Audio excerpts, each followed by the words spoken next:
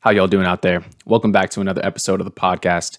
I want to reflect with you all today on one of the most important lessons that I've learned recently as I've gone through a lot of trial and error to find the solutions that I need to live my best life and to help others do the same. And it's not just be consistent, nor is it just follow your passion or chase your dreams. This has to do with where you focus your time, energy, and money. I've come to realize that the most important investment that you can make in yourself is your own learning and development.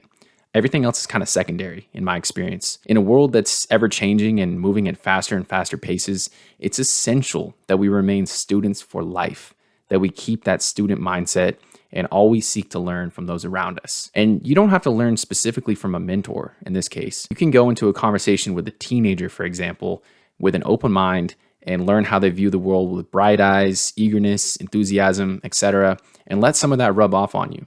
I've taken incredible lessons away from store clerks in Brazil who have absolutely nothing, yet maintain the most positive and upbeat attitude, which makes me feel crazy for not developing gratitude for my own situation, which to them would probably look like a dream come true. So it doesn't strictly have to be top down, if that makes sense.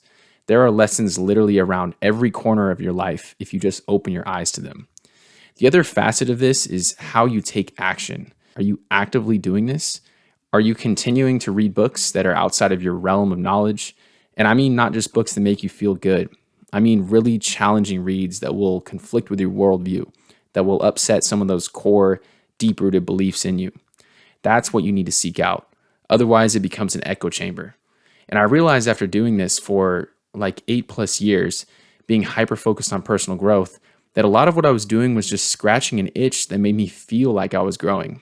Reading about something is pretty useless unless you commit to putting what you learn into practice. And you should know that you probably won't learn unless you actually do put things in motion.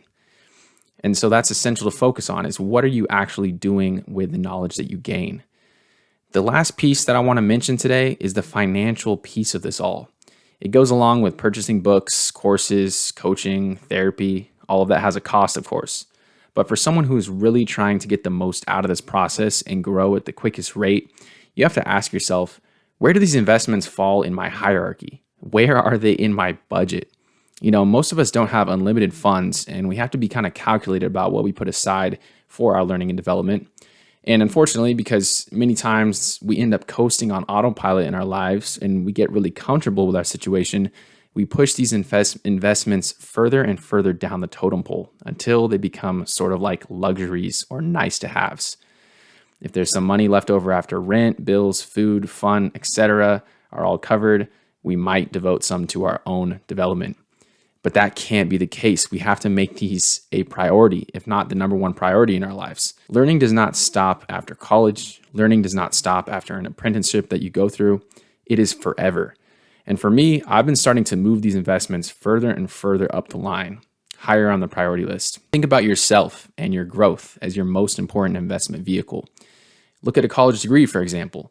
Depending on where you go, it can cost between 50 to 80K ballpark, which sounds like a lot of money. And to be honest, compared to what it was back in the 50s, 60s, 70s, 80s, etc., it is a lot of money. It's going up.